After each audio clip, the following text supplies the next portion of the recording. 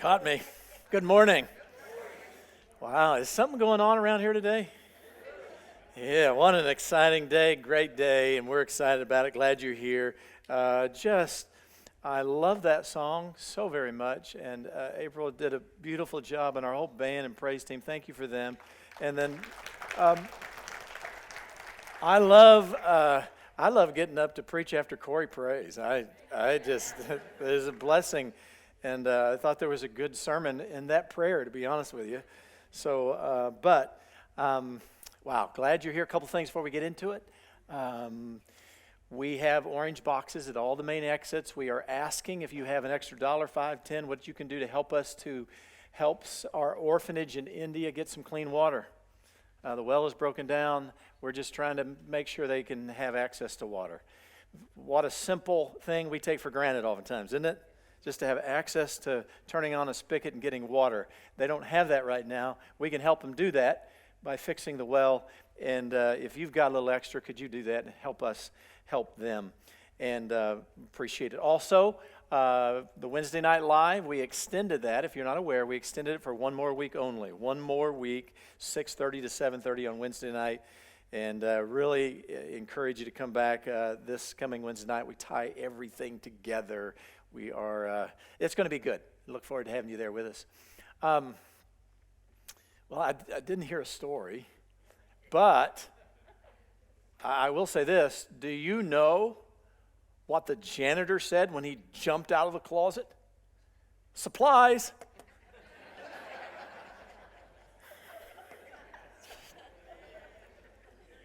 They all can't be great, folks. They all can't be great. By the way, that one's not that bad. Some of you are like, yeah, it really is that bad. It really is. Okay, well, let's jump into this. Life's greatest challenges and practical, down-to-earth, useful series to just help us face some of life's greatest challenges. Next week, very special service next week. We're going to talk about the subject, the challenge of depression, anxiety, and suicide. Listen, this is a real problem in our culture today. Serious issue. And so what I'm going to be doing that's different is I'm going to be inviting Dr. Paul Carlisle, who attends Eastside, licensed therapist, is going to be joining me on stage, and we're going to discuss this. We actually have a podcast we do together, and those are online, called Safe Conversations, that you can go and you can listen to he and I talk about stuff like this. But if you know somebody who's struggling with this, it might be a really good Sunday to come out. Because I'm going to tell you this: you don't have to be a person of faith. You don't have to be a Christian to benefit from this. You say, well, if somebody doesn't want to come because they're not a Christian, this is for everybody. And what we're going to share is some things that can be very, very helpful in a very serious subject today. The subject I've chosen is, it's a little bit personal. I want to talk to you today about the challenge of stuff. Materialism, consumerism. But before I do, let me say this. I'm not bringing this message to you like I know I'm standing up here and you're sitting there, but I'm not preaching down to you. I hope you don't feel that way. As we go through this lesson today, I want you to know two things. I want you to know, first of all, that I love you, and that number two, I struggle with you. I don't have this figured out. And so what I'm doing is just sharing some thoughts that maybe all of us together can struggle with, because I'm just to be honest, stuff is quite a challenge for me. Is it for you? Come on, it's a real challenge in our lives, and maybe it will become more clear as we go through this. So let's jump into it. Observations are going to be a little different today. Instead of numbering, I've given them names. Observation number 1 is the Chiefs' first down observation. So this is going to happen throughout the message, all right? So observation number 1, Chiefs' first down.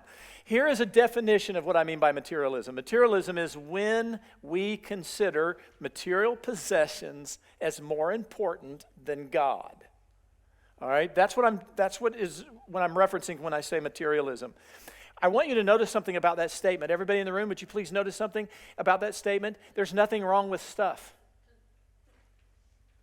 Did you catch that? There's nothing wrong with stuff. In and of itself, there's nothing wrong, inherently wrong with possessions or stuff. It's just that how much do we value them? That becomes the issue for us, particularly as followers of Jesus. Is stuff more important to us than God? This is not only an issue that Christians talk about, theologians talk about, pastors talk about. This is also a subject that sociologists talk about and psychiatrists deal with, an issue that they call materialism. And so certain researchers, Marcia Richens and Scott Dawson, again, outside of faith, these are not, I don't know if they're individuals of faith or not, but they're looking at it from this perspective. And here's what they said about materialism. People are materialistic to this extent that they place acquiring possessions at the center of their lives. This is very similar to what we just talked about. But they're saying also, here's very important, judge success by the number and quality of one's possessions. You know how many people judge whether or not they are successful by how much stuff they have? Do you know how many people tie their status to stuff? Yeah, and then it says this, and see these possessions as vital to what? Happiness. By the way, listen to me. Everybody in the room, there's nothing wrong with happiness. We all want to be happy. God wired you to be happy. Happiness is the number one thing we all want. We all long for it. There's nothing wrong with being happy. Here's the question. What do you plug into in order to get happiness back? What is it that you're searching for life from? Unfortunately, oftentimes we do plug into stuff, thinking stuff's going to bring us life. Here's the danger. It does bring us life for a little bit. Just for a little bit. And Jesus comes along and says, I have a type of life I want to give to you that is an abundant type of life. So this is what we're talking about when we talk about materialism. So, second observation, Chiefs field goal observation is this. Jesus claims that we cannot serve God and mammon. Some of you are like, what is mammon? What are you talking about? Well, Jesus said this in Matthew 6:24. These are Jesus said. Jesus said this, and I'm reading this out of the New King James Version, and I did that on purpose. So if it's in red, say it out loud with me. No one. Say it again. No one. No one's excluded from this, Jesus said. No one can serve two masters, for either he'll hate the one and love the other, else he'll be loyal to the one and despise the other. You cannot serve, say it with me, God and mammon.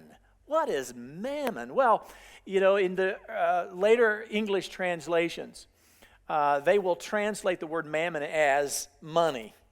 But it really takes a little bit of the meaning away because it means more than that, because mammon was kind of the idea of wealth personified. It was like it was an entity in and of itself, and this entity, mammon, promised wealth. Do you follow? In the middle centuries, they actually believed that mammon, they believed in a demon with the name of Mammon.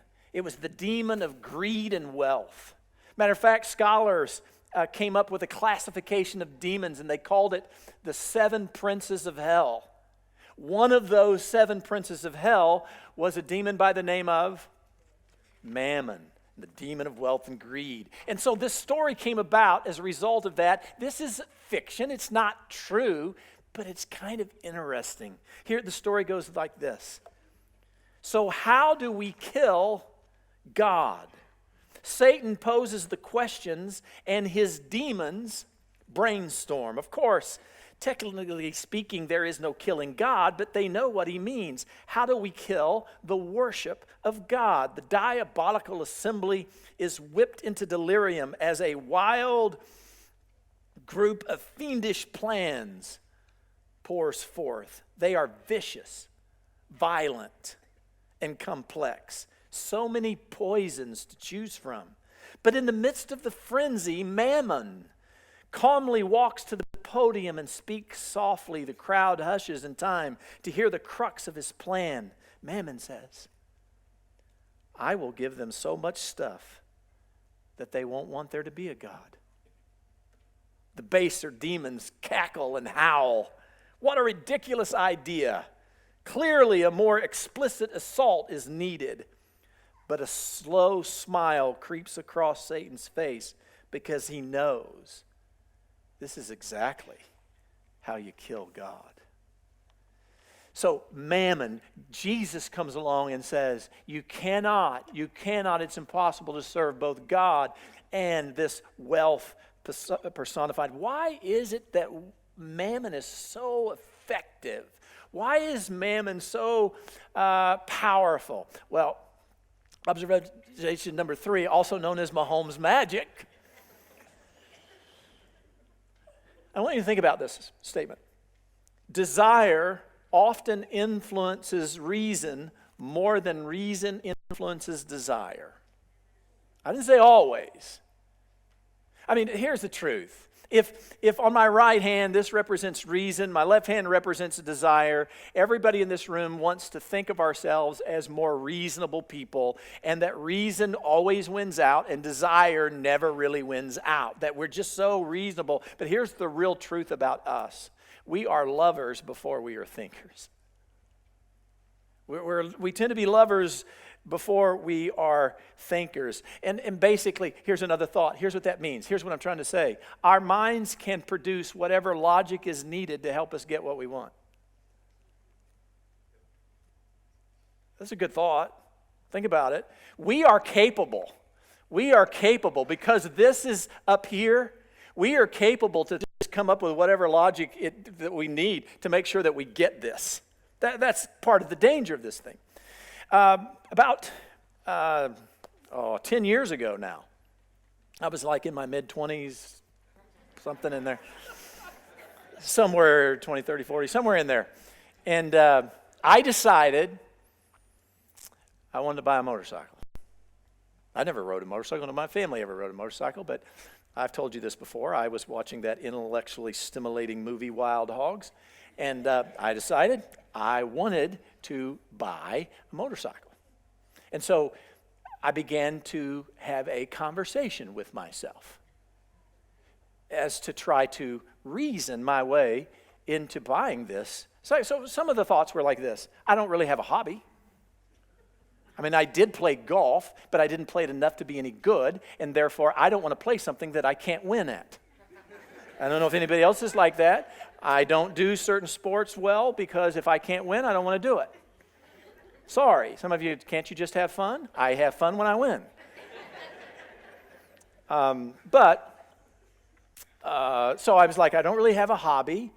And I thought to myself, everybody needs a hobby, right? Because everybody knows all work and no play is going to make Fred a very dull boy.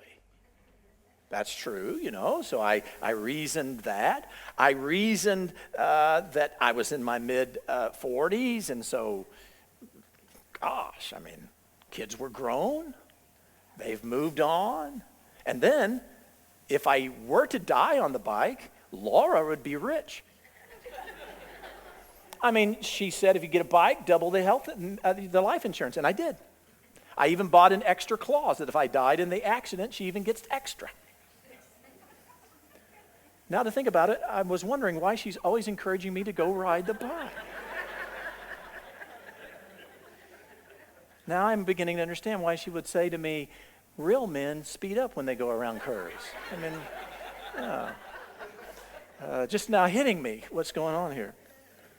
Now, do you see what I did? I can reason you say, well, Pastor Fred, you bought the bike. I not only bought that bike, I've bought several bikes since then. I'm not here to tell you that possessions are bad. I'm just here to say to you what you and I need to be aware of is our...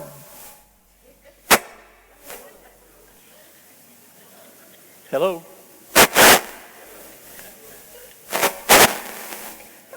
We got an issue.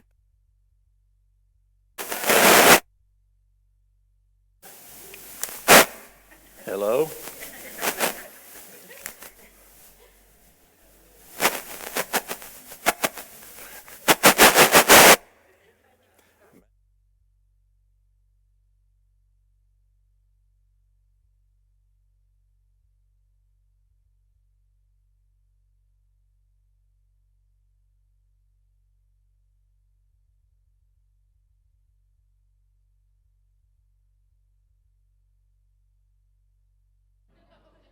Is this on? There we go. Gave me a mic and it didn't work. So where was I at? Oh, by the way, what I'm trying to say is that you and I have the tendency, if we want to, we can reason our way into it. I went ahead and bought the bikes, bought several since then, because it's not that stuff is an issue. It's not that stuff is bad. All I'm trying to get you and I to think about is that we are capable, if we need to reason our way into getting something. Do you understand that? We can. Now, here's observation number 4. We've got to give the defense a little bit of love, don't we? Chiefs on it with a quarterback sack. And this one is this. Mammon seduces our desires. Mammon has the potential to seduce our desires. And what I mean by seduce our desires, I mean mammon can trick us, beguile us if we're not careful. How does mammon do this? Primarily with this. Say it with me. Say it again. One more time. One more time. Yeah, more. That's typically how that mammon will seduce us. Mammon will say, in order to be happy, in order to have status, in order to feel like you're worthy, in order to have a certain amount of cachet, in order to have swag, in order to have status, you've got to have more. More. And once you have tasted more, the only thing that can satisfy is don't underestimate the power of more. You see, because when we get there, mammon is there, this wealth personified, if you will, to tempt us with more and more and more. And if we're not careful, we can easily fall prey. Observation number 5. Chiefs first and goal. Observation. Whenever we get seduced by mammon, here's why it's so important. Whenever we get seduced by mammon, God soon becomes inconvenient. Think about it. God soon becomes inconvenient. What do you mean by that? Here's what happens. We desire something more, there it is again, more than God. Let me tell you a story. I'll change the name of the individual. We'll just call his name David. David was married. He had 2 children, and he served in his church on the leadership team. He was part of a board of deacons. David started his own company. Worked very hard, and then something happened overnight. Literally overnight, David's company became wildly successful. Incredibly successful, beyond all their hopes and dreams. In just a matter of months, David owned his own private jet, was flying all over the United States to business meetings, but along with the private jet became nights out on the town. Other women became a part of his life. Soon, David divorced his wife and really is not active in his children's life anymore. When David was asked, much later in the process, but you used to be a man of faith. You used to believe. What do you say to that? Here was David's answer. He said, he doesn't even believe in God anymore. And I say, how convenient. How convenient. You see, because when you're pursuing more, God can get in the way. So how convenient to all of a sudden change your belief and say, I don't even believe there's a God anymore. Maybe that helped him pillow his head at night as he pursued more. Well, as we read this is found in the book of 1 Timothy. For anybody who's not aware of that, Timothy didn't write the book of 1 Timothy. Paul did. He wrote it to a young man by the name of Timothy. We call this book the pastoral epistles. The reason it's called pastoral epistles because Timothy, 1st and 2nd Timothy and Titus was written to young men who were pastors, and he's instructing them. And that's what he does here in 1 Timothy. And here's what it says. 1 Timothy chapter 6. But people who long to be rich, in other words, people who have this insatiable desire to be what? What does this mean? What does it mean to be rich? How do you know when you're rich? You see, the truth is, there are people all over the world today. I want you to hear me. There are people all over the world today that think you are very rich. You. You say, not me. Yes, you are very rich. So this is rather subjective. Basically, here's what it is. When it says long to be rich, can I just give you a word for that? More. Wherever you're at on the spectrum, when this desire for more, listen, individuals who just can't control this desire for more fall into what? Temptation, and are what? Trapped by many foolish and harmful, say the word with me. Do you remember this? Do you remember? Reason, and desires. Do you remember that? Yeah, these desires take over instead of reason. That plunge them into ruin and destruction for the, say it with me, love of money. Not money. Money's not the issue. It's the love of money that's the issue. The Bible says it's the root.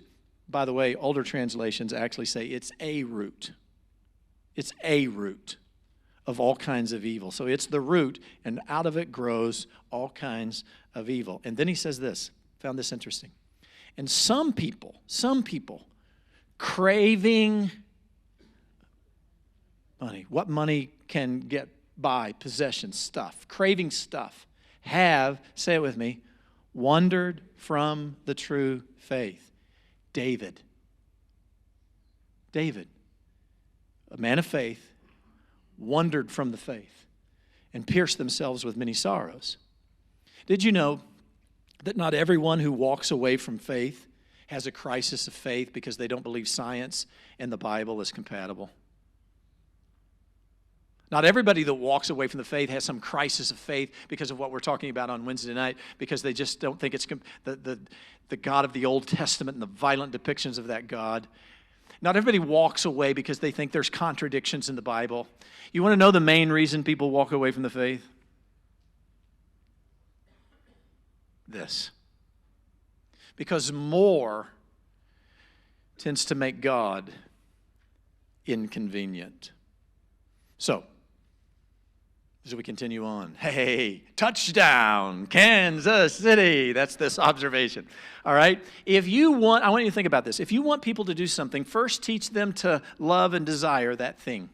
If you want people to do something, first teach them to love and desire that thing. I found this quote, and it's from somebody that's like teaching people how to build a ship. You say, how's that relevant to us? Listen, look at this. He said this, if you want people to build a ship, don't drum up people to collect material and don't assign them tasks and work, but rather teach them to long for the endless immensity of the sea. Does this make sense to you?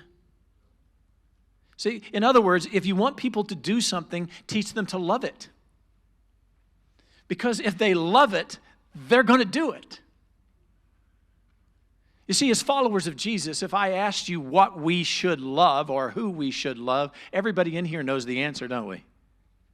I mean, Jesus was asked the question, the greatest commandment. Remember what Jesus said? Jesus replied, you must love the Lord your God with all your heart, all your soul, and all your mind. Matter of fact, would you repeat that part with me? Could we read that together? Jesus replied, let's say this together.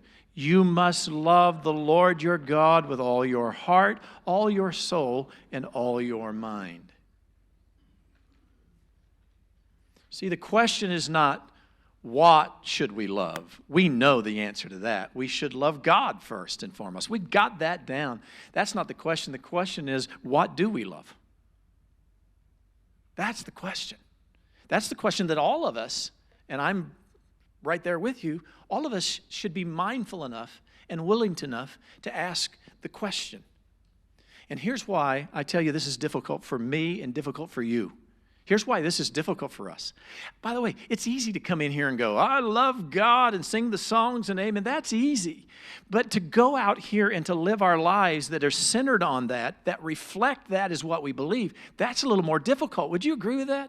Can I tell you why it's difficult for us? Because we've been socially conditioned. We've been socially conditioned to believe that in order to be happy, in order to have status, in order to feel loved, in order to feel accepted, in order to be somebody, I have to own this much stuff. I have to drive this kind of car. I've got to live in this kind of house. I have to live in this neighborhood. I've got a vacation here. I've got to have all of this stuff. We've been socially conditioned to believe at the religion of the good life. That in order to have the good life, we've got to have that stuff. When I go home today, I want you to know, pregame, I'm watching all of it. I'll watch 4 hours of it. I'll watch every bit of it till kickoff. And you know what's going to happen throughout that program and throughout the football game? Did you know it's over $5 million for an ad on Super Bowl Sunday? $5 million for just an ad this Super Bowl Sunday. I'm going to tell you something. Those people are not spending $5 million to share a message. They're trying to convince you of something. They're trying to get you to believe, even though it may be subliminal, maybe you're not consciously aware of it. They're trying to get you to believe that in order to have the good life, you've got to have their product. And you and I have been brought up in that world today, and we're socially conditioned to think that way. That's why this is actually rather difficult for us. We know we should love God with all of our heart and soul and mind and strength. We know that. That's not the issue. We've been conditioned to produce something else. You see, here's what some marketer out there said this: if you want to get people to buy something, get them to love it.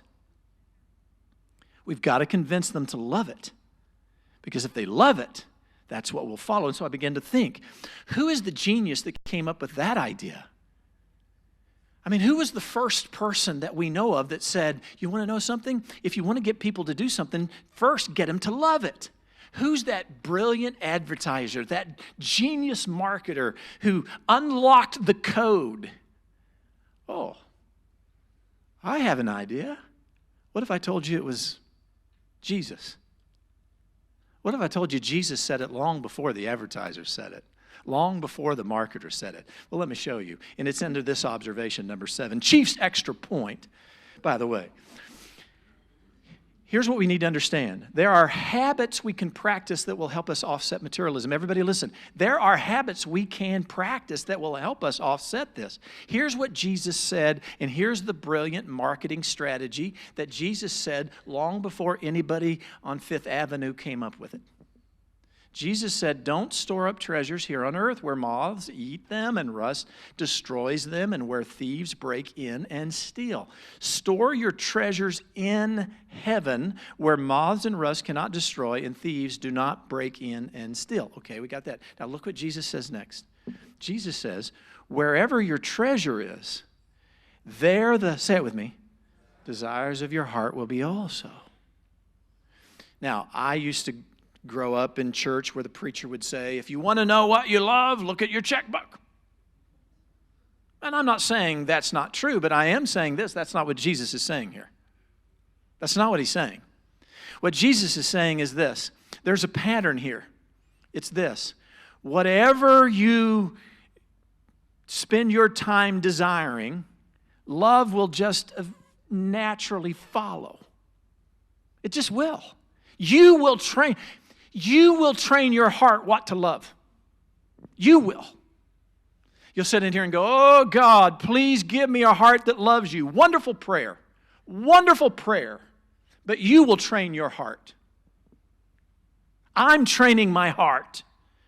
If all I ever do is spend my time, all I ever do is read about the motorcycle and how to keep the motorcycle and where to go. If that's all I do, guess what I'm going to love? Does that make any sense to you? There's nothing wrong with that. But if that's all I do, guess that's my treasure. What's going to be where my treasure is? What shows up with my treasure? My heart. Do you really want to love God? Then there are habits you can make There are habits that you can do to make that happen. By the way, some of you are like, okay, I'm feeling kind of bad. I want to tell you what one of those habits is. You're doing it right now. You showed up at church today on Super Bowl Sunday. I'm just telling you something. I'm looking at you as a pastor, and I'm commending you. Way to go. Give yourself a hand. You came out today, so don't let the evil one tell you you're nothing but a piece of garbage and no good and all of that. I'm telling you, you're here because most everybody here, somebody may have been dragged here by mom and dad. I get that. Somebody may be like, she said she'd go out with me if I came to church. I follow that. I'm with you. But most of you are here because you want to love God. You're my kind of people. Because I want to love God too. But I know I'm in a journey. And I live in a world where I'm being bombarded. Since the moment I was a kid, learning to think and process myself, I've been bombarded to think that the good life is something else. And it's not easy. So what are the habits that we can do? One of them is you got to be around God's people. You've got to be doing this kind of thing. I will tell you this. After the game, tonight, tomorrow morning, sometime tomorrow, I know one of the things I'm going to do. I'm going to crack open the book here. I'm going to spend a little time with God. Because my heart goes where what I treasure. Here's some ways to do it. The condition of my heart is determined by the location of my treasure. That's exactly what Jesus was saying. And the marketers know it. The marketers today know it. Okay, 3 practices that will help us defeat materialism. Here's 3 habits you can practice, okay? These are some things we can do. These are very helpful. Number 1, practice mindfulness. You say, what do you mean by practice mindfulness?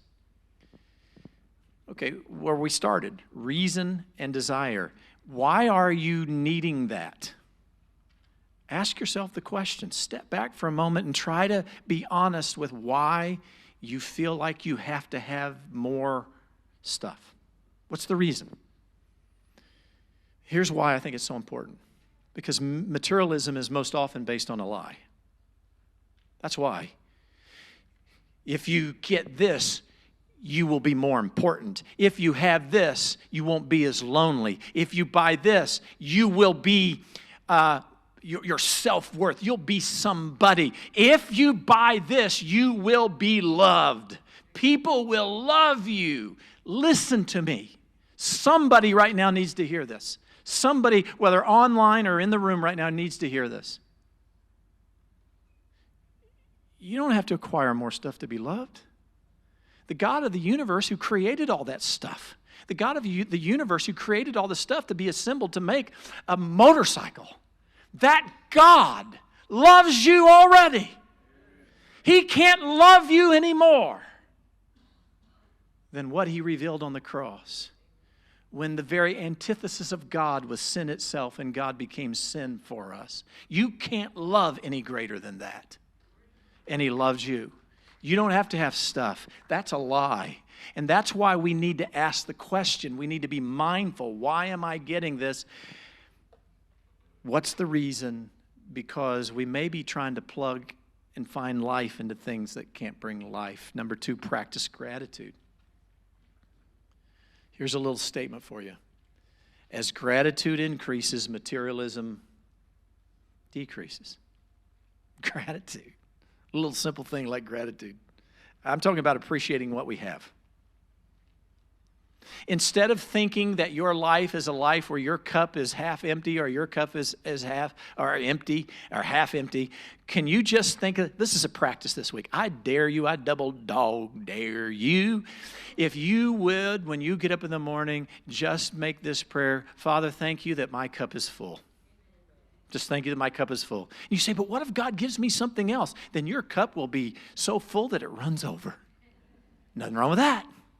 Nothing wrong with that. Practice gratitude. And one last thought. Practice connection. You say, Pastor Fred, what do you mean by that? Here's what I'm trying to say. Materialistic people tend to undervalue relationships.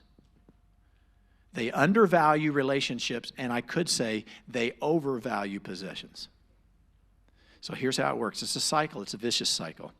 When possessions become your desire, you tend to isolate yourself from people and you give all your time to stuff. And then as you isolate yourself from people, you become more lonely. And in order to compensate for your loneliness, you have to have more stuff. And more stuff keeps you away from more relationships. And do you see the vicious cycle? And that's where you end up. That's when we end up hearing stories about people at the end of their lives going, I spent all my time getting stuff. And now as I approach the end of my life, all that's important to me is relationships that I could have been building and now I've destroyed. Are you following me? We need connections. That's why you need interpersonal connections. That's why a body like this is important. That's why groups are important. That's why having friends is important. Is because when our relationships are crisp and good, and as good as we can make them, the better those relationships are, the less tempted we are going to be, generally speaking, with stuff. Does this make sense to you? All right. Closing thought, also known today as the Lombardi Trophy presentation. All right. And that is a gold letter, so that goes to the Chiefs, no doubt. Here we go. Stuff may be the greatest challenge to following Jesus. So if we're going to talk about life's greatest challenges, we needed to talk about stuff today because it could very well be the greatest challenge that we have facing Jesus. Are you doing good? All right. In just a moment, we're going to stand, we're going to pray, we're going to be dismissed. Before we do, can I mention a couple things? At all the main exits, there's a booklet called Fresh Start with God. Somebody may need to pick that up. You say, what's it about? It's about a fresh start with God. So free, pick it up. You can have it, West Lobby at the Information Center. The orange boxes are out. If you have $1, a $5 bill, if you can just help us, let's together help some kids get some fresh water. Let's help some kids get some fresh water. I think that's a big deal. Again, can't change the world, but we can change somebody's world. And so you can be a part of that and help us do that. Okay? We doing good? Let's stand. I think you're ready to get home, aren't you? And let's stand. Let's pray. Let's be dismissed. And Father, I do thank you. What a great subject today to talk about the challenge of materialism. I'm challenged by it. It's a great challenge for me. Oftentimes, I am not mindful of the lie I'm buying into. And so, Father, I know others struggle with this as well. Holy Spirit, please guide us into this truth. Father, you know what I'm going to ask next. You know I'm going to ask that you bless the Chiefs. And, Father, the reason that I believe you should bless the Chiefs is that there's a lot of bad stuff coming out of California. So dismiss us in your love. In Jesus' name, amen. Thank you for coming. You're dismissed.